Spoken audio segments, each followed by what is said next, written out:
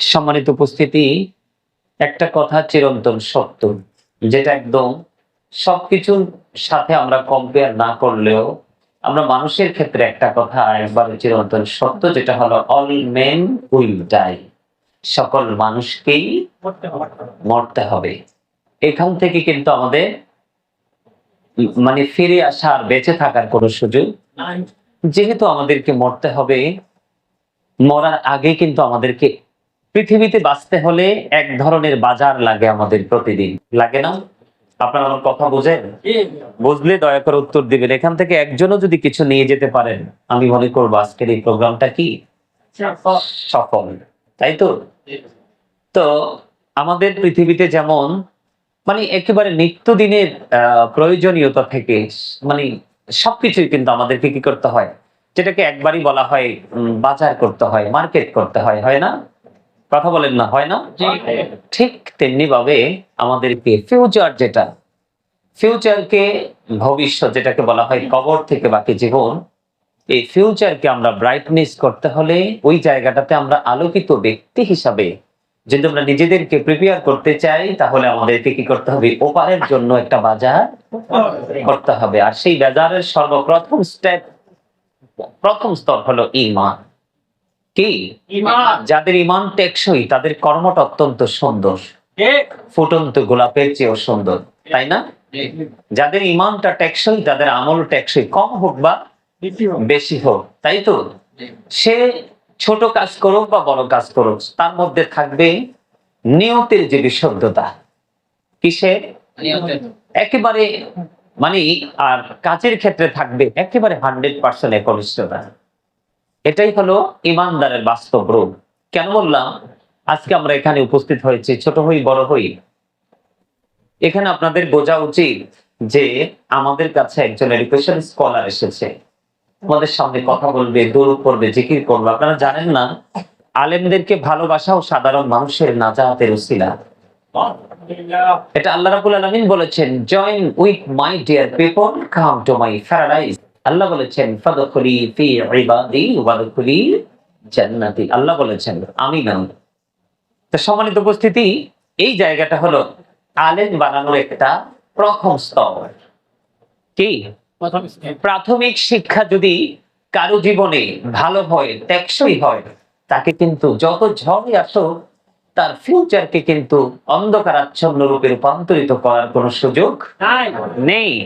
আপনাকে আমার দিকে তাকান, আমি বেশিক্ষণ আলোচনা করবো না। আমি কিন্তু কালকেও অসুস্থ, আমি আজকে জাহিদকে বারবার বলছি আসবো না, কিন্তু ওর বাবার মৃত্যুবার্ষিকী শুনেই কিন্তু আরো বিশেষ করে ছুটে এসেছি, কারণ একদিন আমিও চলে যাব।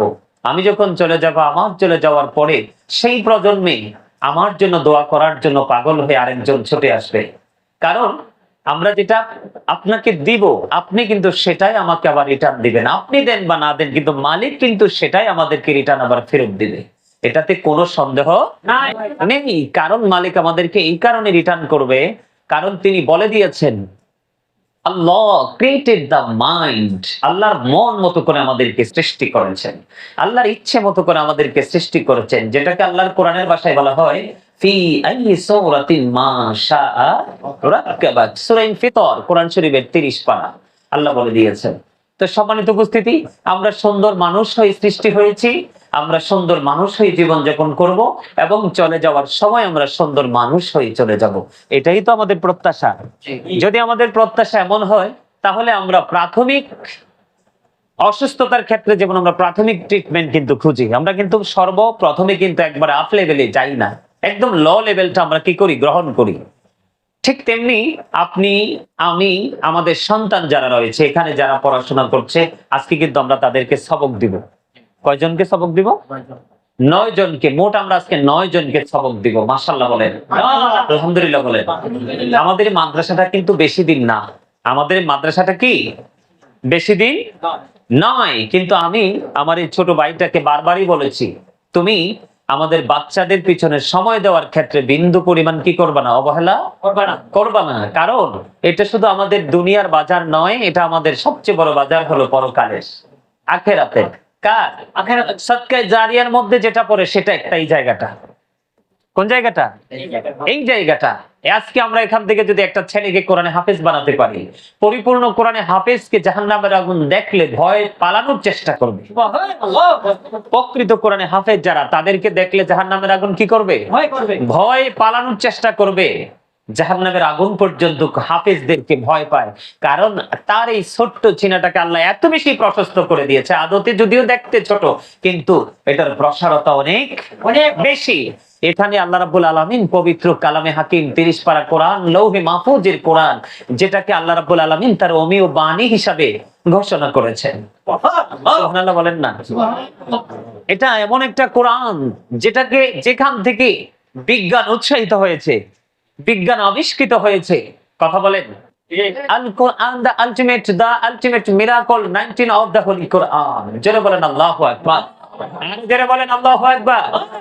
কোরআন শুধু ধর্মগ্রন্থই নয়, প্রাচুর্যপূর্ণ বিজ্ঞানের এক মহা উৎস, সাক্ষী এই বিজ্ঞানময় কোরআন। আরে জোরে বলেন সুবহানাল্লাহ। বুঝতে কি অসুবিধা হয়? আরে জোরে বলেন। কিন্তু কোরআনটা এনে দিল কে? পাঠিয়েছেন আমার স্রষ্টা। কিন্তু ডিরেক্টলি তো আমরা পাইনি, আমরা পেয়েছি একটা মাধ্যমে।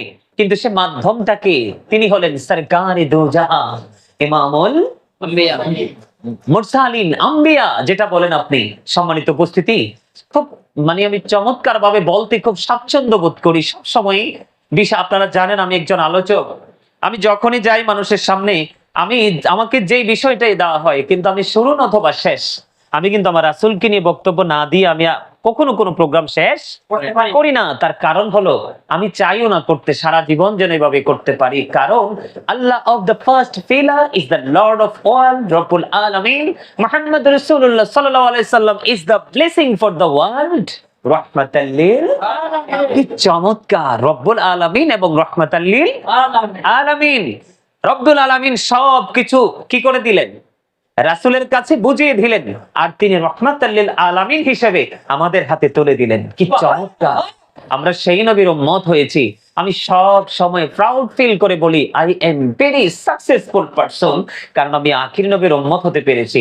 এর চেয়ে বড় সৌভাগ্য আমার আর কিছুরই হতে পারে না। হতে পারে না? পারে না? পারে। আপনাদেরকে আমি কেমন ভাবে বুঝাবো? একবার রাসূলকে, প্রতিদিন যদি কেউ নবীকে ভালোবেসে মাত্র 1000 বার দুরূদ পড়তে পারে, দাইলামি শরীফের মধ্যে এসেছে হাদিস খানা, রাবি হলেন হযরতে আনাস রাদিয়াল্লাহু তাআলা আনহু। তিনি বলে দিয়েছেন, আমার রাসূল বলেছে, সেই ব্যক্তি জান্নাত যতক্ষণ না দেখবে ততক্ষণ তার মরণ হবে না। জুম্মার দিনে কেউ যদি রাসূলকে ভালোবেসে মাত্র 80 বার দুরূদ পড়ে, তার 80 বছরের সগীরা গুনাহ মাফ।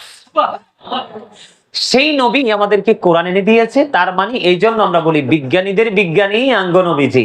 ঠিক না বেটি? নবী এসেছে বিদায় কোরআন, কোরআন এসেছে বিদায় আধুনিক প্রযুক্তি। অত্যাধুনিক প্রযুক্তিতে আমরা কি করছি? বিরাজ করছি, তাই না? আমি সব সময় বলি, কে কি মনে করেন জানি না, আমি সব সময় মনে করি যে কোরআনটা আমার, পৃথিবীটা আমার হাতের মুঠোয়। কথা বলে না? হ্যাঁ, আপনি কিন্তু আগে এক একটা দেশের রাজধানী আপনি যাইয়া দেখতে হয়েছে, এখন কিন্তু যাইয়া দেখতে হয় না। এখন কিন্তু ঘরে বসেই কিন্তু আপনি ইন্টারনেটের মাধ্যমে সহযোগিতা দেখতে পারেন। তার কারণ এই সহযোগিতার জন্য কোরআন আমাদেরকে যথেষ্ট হেল্প করেছে। কি করেছে? একদম কি বলবো, ভাষা নাই তো। চমৎকার ভাবে আমাদেরকে কি করেছেন? কোরআন হেল্প করেছেন। আর এই কোরআনকে পরিপূর্ণভাবে সিনার মধ্যে ঢুকিয়ে দেওয়ার অন্যতম একটা জায়গা হলো আমাদের এই জামিয়াতুল মদিনা মাদ্রাসা। আলহামদুলিল্লাহ বলে। এই মাদ্রাসাতে আজকে আমাদের 9 জন স্টুডেন্ট আজকে কি নিবে? সবক নিবে। আমি ভাবছিলাম আরো কম। আমাদের মাদ্রাসার জন্ম বেশি দিন না। মাদ্রাসার জন্ম যতটুকু আমি মনে করি, আমাদের টিচারদের বিচক্ষণতার বহিঃপ্রকাশ হলো আজকের এই সবক অনুষ্ঠান। তা আমি আপনাদেরকে বলি, এই জায়গাটা আমাদের জন্য পরিপূর্ণ একটা নিয়ামতের জায়গা। আমি সব সময় বলতাম, সব সময় আমার মধ্যে একটা ফিলিংস কাজ করতো, আমার দিকে তাকানো। সব সময় আমার মধ্যে একটা জিনিস কাজ করেছে, আর সেই বাস্তবতা গোটা পৃথিবী দেখতে পাচ্ছে। আমার মধ্যে সব সময় একটা টার্গেট ছিল, I will break the first record. আমি আমার অতীত রেকর্ডকে ভাঙবো। আজকে আমি অতীত রেকর্ডকে ভাঙতে পেরেছি। আপনারা আমার আলোচনার জগতে যখন ঢুকবেন, মানুষের কমেন্টস গুলো পড়লেই কিন্তু আপনি মতামতটা জানতে পারবেন, একটা মানুষের গ্রহণযোগ্যতা কার কাছে কতটুকু, তাই তো?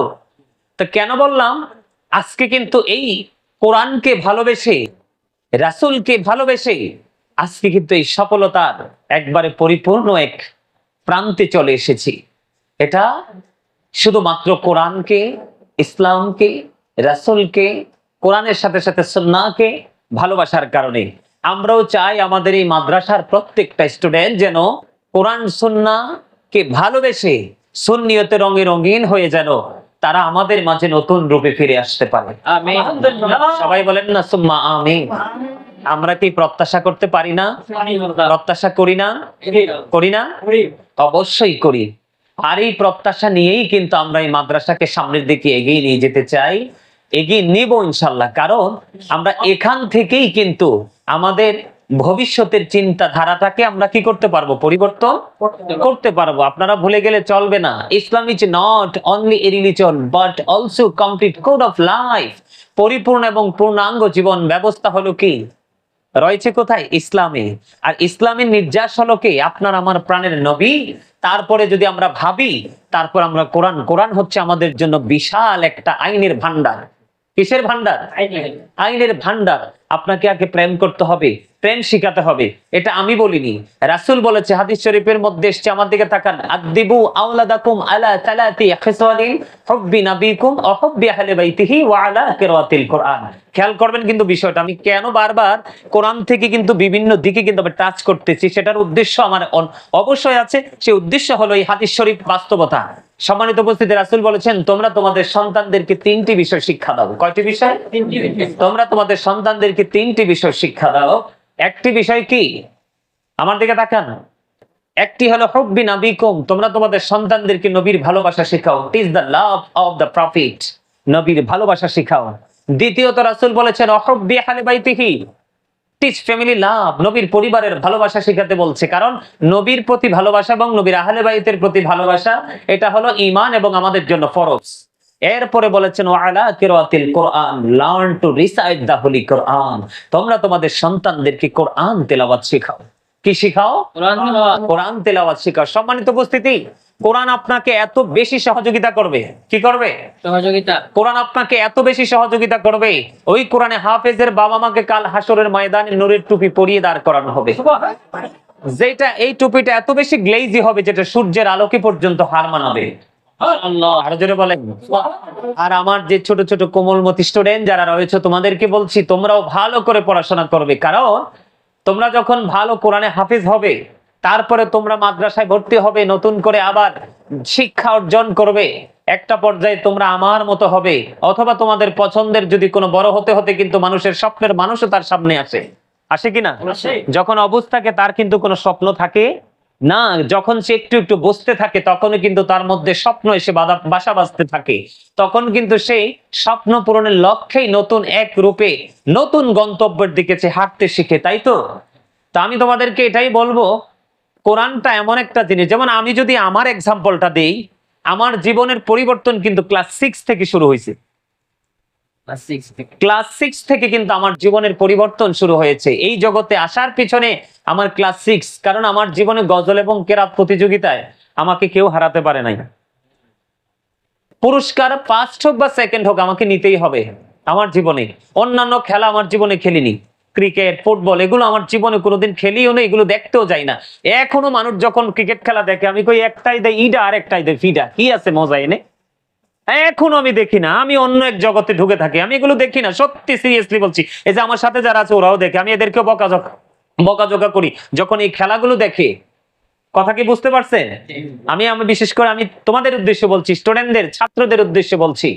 তা আমি আপনার যখন আমি বাৎসরিক ক্রিয়া অনুষ্ঠানে যখন আমি অংশগ্রহণ করলাম, গজল কেরাত দুটাই প্রতিযোগী আমি, কিন্তু বাগদাদি মুর্শিদ কেবলা ডক্টর আহমদ পেয়ারা বাগদাদি পীর সাহেব কেবলার কাছে আমার এই প্রতিভাকে তিনি কেমন ভাবে নিয়েছেন আমি জানি না, আজও আমি জানি না।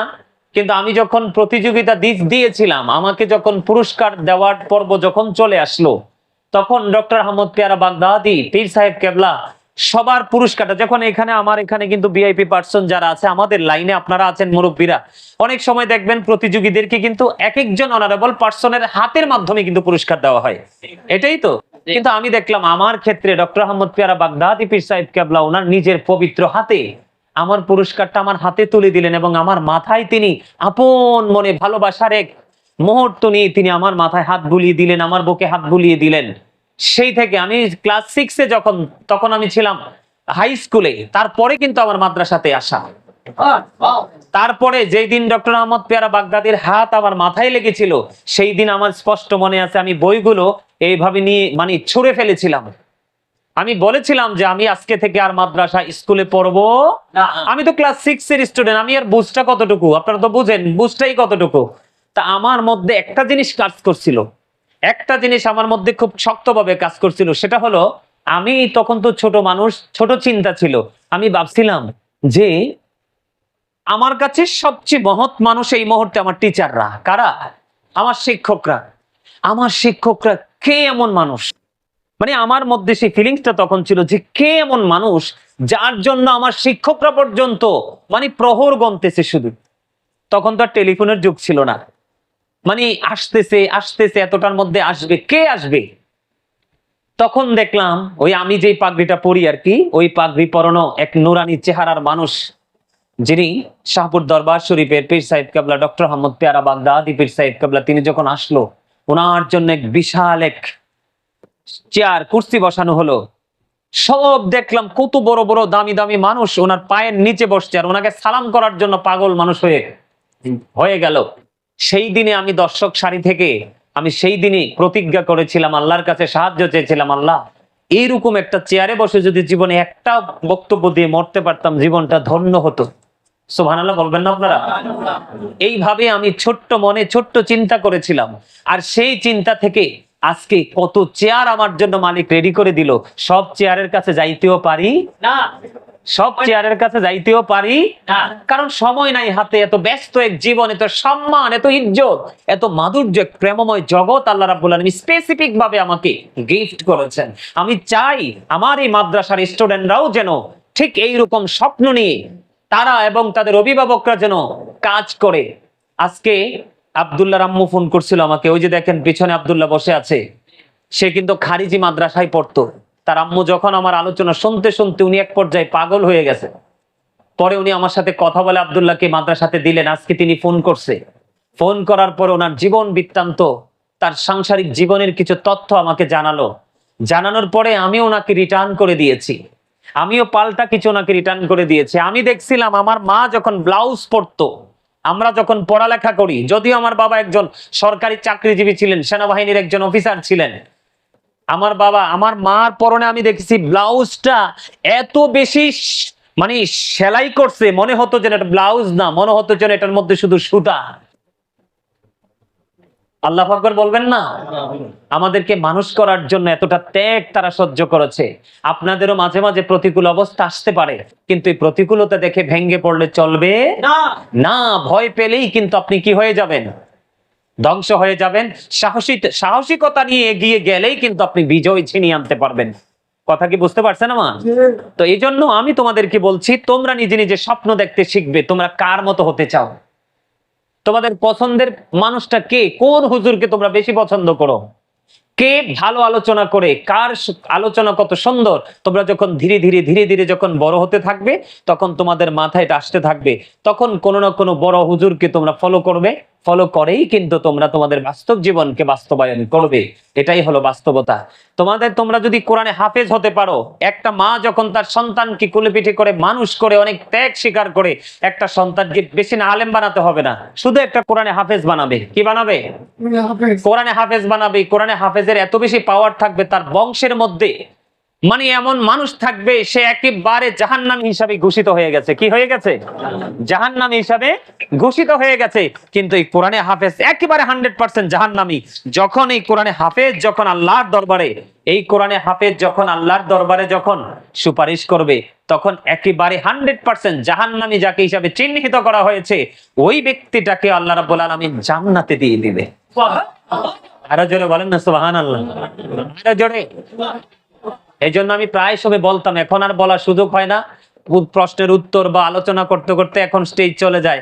আমি একটা সময় বেশি বেশি গজল গাইতাম, কোরআন শিখাও